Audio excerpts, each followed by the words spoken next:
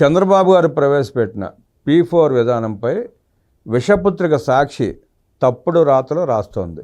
జగన్ రెడ్డి అధికారంలో ఉన్నంతకాలం కోట్ల రూపాయల కుంభకోణాలు, ప్రజాధనం దుర్వినియోగం చేసిన జగన్ రెడ్డి తాజాగా కూటమి ప్రభుత్వం అమలు చేస్తున్న P4 విధానంపై విషం చల్లడం మొదలుపెట్టాడు. పేదరికం నిర్మూలన కోసం నారా చంద్రబాబు నాయుడు P4 విధానం తీసుకొచ్చారు. కార్పొరేట్ సంస్థలు, ధనవంతులు తమ వంతు బాధ్యతగా కొందరు పేదలకు మార్గదర్శులుగా మారి వారిని పేదరికం నుంచి బయటపడేసేందుకు ప్రయత్నం చేయడమే ఈ P4 విధానం. ప్రయోగాత్మకంగా అమలు ప్రారంభించిన ఈ P4 విధానం పట్ల ఇప్పటికే ఎందరో మార్గదర్శులు ఆకర్షితులయ్యారు.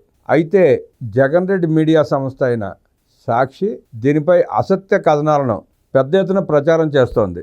పార్టీ నేతల పదవీ దాహాన్ని తీర్చేందుకు దీన్ని వాడుకుంటున్నారని సాక్షి దారుణమైన ప్రచారానికి తెరదీసింది.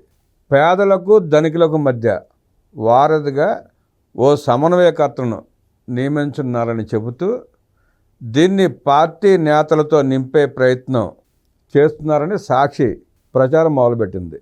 అప్పుడు జన్మభూమి కమిటీలు, ఇప్పుడు P4 సమన్వయకర్తలు అంటూ విషం చిమ్ముతూ రోత సాక్షిలో రోత రాతలు వ్రాశారు. నీకు సిగ్గెందుకు లేదురా అంటే అబద్ధాల మనిషిని నాకేమి సిగ్గు అన్నాడట వెనకటికొకడు. సిగ్గుమాలిన వైసీపీ మందకు అబద్ధాలు ఆడకపోతే వారికి బతుకు లేదు. వారి అబద్ధాలకు ప్రజలు విసిగిపోయి వైసీపీ పిశాచుల కోరలు పీకి మూలన కూర్చోబెట్టిన వారి పెదప బుద్ధులు పోవడం లేదు. నైతిక విలువలను, ప్రజాస్వామ్య సూత్రాలను పాతరేసి విద్వేషపూరితంగా P4 పేదరిక నిర్మూలన కార్యక్రమంపై కూడా విషం చిమ్ముతున్న వైసీపీ ఉగ్రవాదులను, వాళ్లను వెనక నుండి నడిపిస్తున్న కుట్రదారులను, విషపు రాతలు రాస్తున్న వారిని తరిమేయాలి. రాష్ట్రాన్ని నిలువు దోపిడీ చేసి లక్షల కోట్లు పోగేసుకున్న వ్యక్తి P4లో ఏదో జరుగుతున్నట్టు గుండెలు బాదుకుంటూ తప్పుడు రాతలు రాయిస్తున్నాడు. జనం కోసం మీడియా కాకుండా తన కోసం మీడియా ఏర్పాటు చేసుకున్న జగన్ రెడ్డి ప్రజలకు ఉపయోగపడే పథకాలపై విష ప్రచారం చేస్తున్నాడు. అధికారంలో ఉన్నప్పుడు పత్రికా ప్రకటనల ద్వారా 450 కోట్లు సాక్షికి దోచిపెట్టాడు జగన్ రెడ్డి. ఇప్పుడు దాన్నే తన అసత్య ప్రచారానికి వేదిక చేసుకున్నాడు. ప్రతిసారి బటన్ నొక్కి నిధులు విడుదల చేసే కార్యక్రమం పెట్టుకోవడం, దానికి పత్రికా ప్రకటనలు ఇవ్వడం, బటన్ నొక్కిన ప్రతిసారి సాక్షికి లక్షల రూపాయలు దోచిపెట్టడం జగన్ రెడ్డి చేసిన అతి ముఖ్యమైన పని. తన ప్రచారం కోసం తన అనుకూల మీడియాకు 5 ఏళ్లలో 858 కోట్లకు పైగా ప్రజాధనాన్ని జగన్ రెడ్డి దోచిపెట్టాడు. డిజిటల్ కార్పొరేషన్కి 180 కోట్లకు పైన ఖర్చు పెట్టాడు. iDream YouTube channel MD Vasudev రెడ్డిని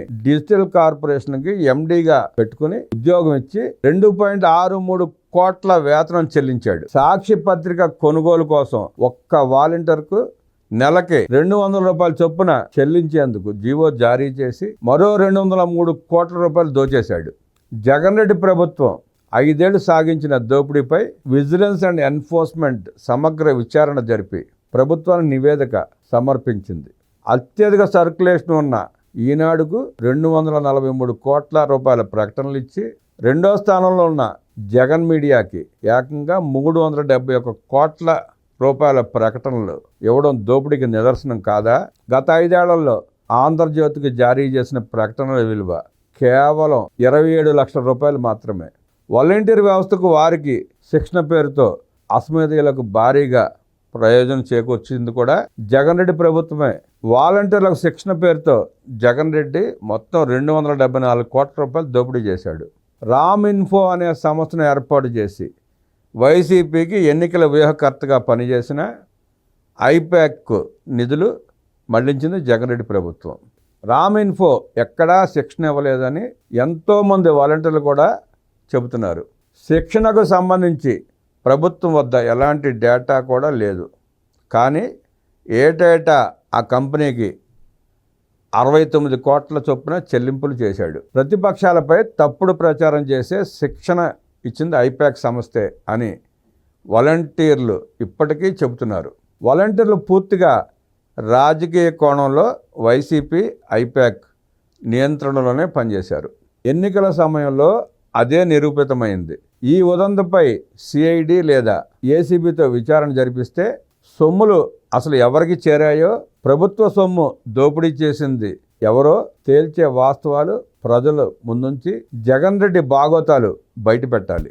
దోచుకోవడం తప్ప సాయం చేయడం చేతగాని జగన్మోహన్ రెడ్డికి ప్రభుత్వానికి సంబంధం లేకుండా మార్గదర్శుల్ని, పేద కుటుంబాలను ఏకం చేసే ప్లాట్ఫామ్గా మాత్రమే ప్రభుత్వం ఉపయోగపడతా ఉంటే ఆ P4 మీద కూడా పడి ఏడుస్తున్నారంటే వీళ్ళు ఎంత దుర్మార్గులో అర్థమవుతా ఉంది. చంద్రబాబు నాయుడు గారి లక్ష్యం, ఆయన ఆశయం 20 లక్షల పేద కుటుంబాలని పైకి తీసుకురావాలనే ఉద్దేశంతో P4 పథకాన్ని ప్రవేశపెట్టారు. 20 లక్షల కుటుంబాలకి చేయలేకపోయినా దాంట్లో సగం మందికి చేసిన మంచి కార్యక్రమమే కదా అది. ప్రభుత్వానికి పైసా ఖర్చు లేకుండా మార్గదర్శనం గుర్తించి ఆ బంగారు కుటుంబాలను గుర్తించి వాళ్ళిద్దరిని కలిపి ఏకం చేసే ప్లాట్ఫామే ప్రభుత్వం క్రియేట్ చేస్తూ ఉంది. దానివల్ల ప్రభుత్వానికి పోయేదేమీ లేదు. ఆ పేద కుటుంబాలు బాగుపడతాయన్న ఆలోచనతో, మంచి ఉద్దేశంతో చంద్రబాబు నాయుడు గారు ప్రయత్నం చేస్తూ ఉంటే సాక్షికి, జగన్మోహన్ రెడ్డికి, ఆ వైసీపీ దొంగల ముఠాకి కడుపు మంట ఎందుకో,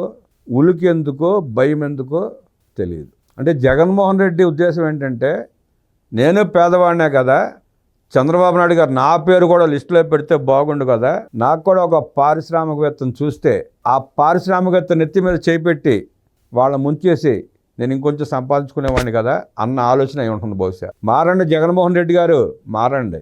పేదవాడు అన్నం తింటే తట్టుకోలేక అన్నా క్యాంటీన్ మూసేసావు. నిరుపేద కోసం ఇల్లు కడితే ఆ యువటాకు ప్రాణవప్పక వాటిని శిథిలం చేసావు. పోలవరం కడితే ఉత్తరాంధ్ర ఎక్కడ బాగుపడిపోతుందో అన్న ఉద్దేశంతో పోలవరాన్ని నాశనం చేసావు. అమరావతి రాజధానిని చేస్తే ప్రపంచం అంతా ఆంధ్ర వైపు వచ్చి, ఆంధ్ర వైపు చూసి ఆర్థికంగా ఆంధ్రప్రదేశ్ ఎక్కడ బలపడుతుందోనన్న దుగ్ధతో, ఆక్రోశంతో అమరావతిని చిరిమేశావు. రాయలసీమకి పరిశ్రమలు తీసుకొస్తే, రాయలసీమకు అభివృద్ధి జరిగితే ఎక్కడ ఆ ప్రాంత వాసులంతా ఆర్థికంగా బలవంతులై నీ మాట వినకుండా పోతారనని రాయలసీమను కూడా నాశనం చేశావు. ఏడుపు ఏడుపు ఏడుపు, ప్రతి దాని మీద ఏడుపు తప్ప మంచి ఆలోచన చేసే నైజం లేని జగన్మోహన్ రెడ్డి ఈ రాష్ట్రానికి ఇంకా అవసరమా అన్న ఆలోచన ప్రజలు చేయాలి. నమస్కారం. నేటి మన చైతన్య రథంలోని ప్రధాన వార్తలు. ఆదాయం పెంపే అంతిమ లక్ష్యం. లోతైన అధ్యయనంలోనే ఆదాయం పెంపు మార్గాలు. లోతైన అధ్యయనంతోనే రాష్ట్రంలో ఆదాయం పెంపు మార్గాలు. 30 ఏళ్ల ఫలితాల ఆధారంగా భవిష్యత్ ప్రణాళికలు. ఈ ఏడాది 134,208 కోట్ల ఆదాయం లక్ష్యం. అంతర్జాతీయంగా ఎర్రచందనం విక్రయాలకు కమిటీ ఏర్పాటు.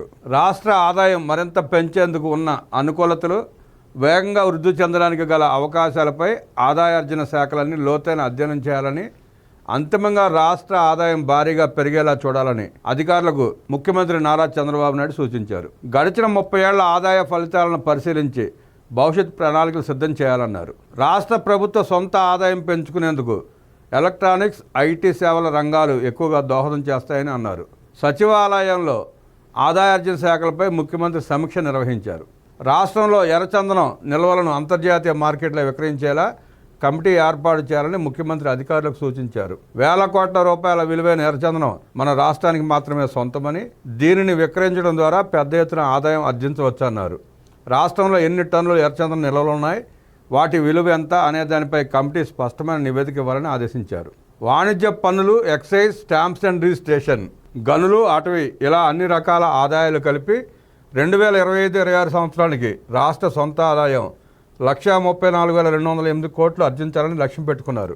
రాష్ట్రంలో కొత్తగా తీసుకొచ్చిన ఎక్సైజ్ పాలసీతో ఆదాయంలో వృద్ధి నమోదైంది. 2024-25లో రాష్ట్రానికి ఎక్సైజ్ ఆదాయం 28,842 కోట్లు వచ్చింది. ఇది అంత ముందు ఏడాది కన్నా 14.84% ఎక్కువ. అయితే దక్షిణాది రాష్ట్రాలైన తెలంగాణ, తమిళనాడు, కర్ణాటకతో పోల్చుకుంటే ఏపీలో ఎక్సైజ్ ఆదాయం ఇప్పటికీ తక్కువగానే ఉంది. 2025-26 ఆర్థిక సంవత్సరం ఏప్రిల్ నెలలో రాష్ట్రానికి 2,116 కోట్ల ఆదాయం రాగా, ఈ ఏడాది మొత్తం ఎక్సైజ్ ద్వారా 33,382 కోట్ల ఆదాయం వస్తుందని అంచనా వేస్తున్నట్లు అధికారులు వివరించారు. తెలంగాణ రాష్ట్రంలో హైదరాబాద్ నుంచి 75% ఆదాయం వస్తుందని, మనకు అటువంటి అవకాశం లేనందున ఆదాయం పెంచుకునే మార్గాలను అన్వేషించాలని చంద్రబాబు అన్నారు. ఏడాది కాలంలో తీసుకొచ్చిన పాలసీలను పటిష్టంగా అమలు చేయడం ద్వారా రాష్ట్ర ఆదాయం పెరిగేలా చూడాలన్నారు.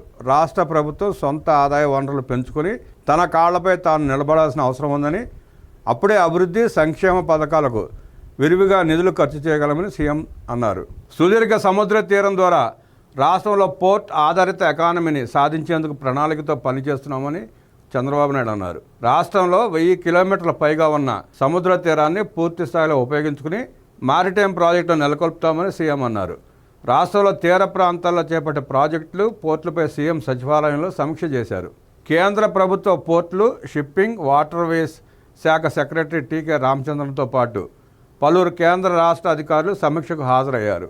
రాష్ట్రంలో ప్రస్తుతం ఉన్న పోర్టులు, కొత్తగా నిర్మాణం అవుతున్న పోర్టుల స్థితిగతులపై చర్చించారు. తీర ప్రాంతంలో ప్రతి 50 కిలోమీటర్లకు ఒక పోర్టు లేదా ఒక షిప్పింగ్ హార్బర్ నిర్మించాలనే ఆలోచనతో తాము ఉన్నామని సీఎం చంద్రబాబు కేంద్ర ప్రభుత్వ అధికారులకు స్పష్టం చేశారు. రాష్ట్ర విభజన సమయంలో నెల్లూరు జిల్లా దుగ్గరాజపట్నంలో పోర్ట్ ఆధారిత పరిశ్రమల ఏర్పాటుకు నాడు కేంద్రం అంగీకరించింది. కొత్త జిల్లా ఏర్పాటుతో తిరుపతి జిల్లా పరిధిలోకి వచ్చిన దుగ్గరాజపట్నంలో ship building and repair cluster ఏర్పాటు అంశంపై వారితో చర్చించారు. ఇనిషియల్ ఫీజిబిలిటీ రిపోర్ట్ ప్రకారం కేంద్ర రాష్ట్ర ప్రభుత్వాల భాగస్వామ్యంతో 2000 ఎకరాల్లో షిప్ బిల్డింగ్ సెంటర్ ఏర్పాటుకు నిర్ణయించారు. దుగ్గరాజపట్నంలో నౌకా నిర్మాణం, మరమ్మతుల క్లస్టర్, గ్రీన్ఫీల్డ్ పోర్ట్తో కలిపి అభివృద్ధి చేస్తారు. 4 డ్రై డాక్లు, అవుట్ ఫిట్టింగ్ జెట్టీలు, షిప్ లిఫ్ట్ సౌకర్యం కలిగిన నౌకా నిర్మాణ కేంద్రం ఇక్కడ వస్తుంది. షిప్ బిల్డింగ్ పరిశ్రమకు 1000 ఎకరాలు, అనుబంధ పరిశ్రమలకు మరో 1000 ఎకరాలు భూమి అవసరం ఉంటుంది. ఈ ప్రాజెక్ట్ చేపట్టడానికి కేంద్రం దాదాపు 3500 కోట్లు ఖర్చు చేయాల్సి ఉంటుంది. రాష్ట్ర ప్రభుత్వం భూసేకరణ చేపడుతుంది. భూసేకరణతో పాటు పరిశ్రమకు అనువైన ప్రాంతంగా దీన్ని తీర్చిదిద్దుతారు.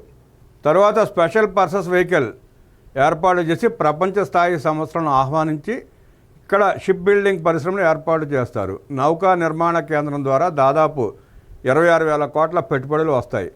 ప్రత్యక్షంగా 5,000 మందికి, పరోక్షంగా 30,000 మందికి ఈ ప్రాజెక్టు ద్వారా లబ్ధి చేకూరుతుంది. ఈ ప్రాజెక్టును ముందుకు తీసుకెళ్లేందుకు అధికారులకు సీఎం పలు సూచనలు చేశారు. దీనికి అవసరమైన కార్యాచరణ వెంటనే సిద్ధం చేయాలని సీఎం అధికారులను ఆదేశించారు.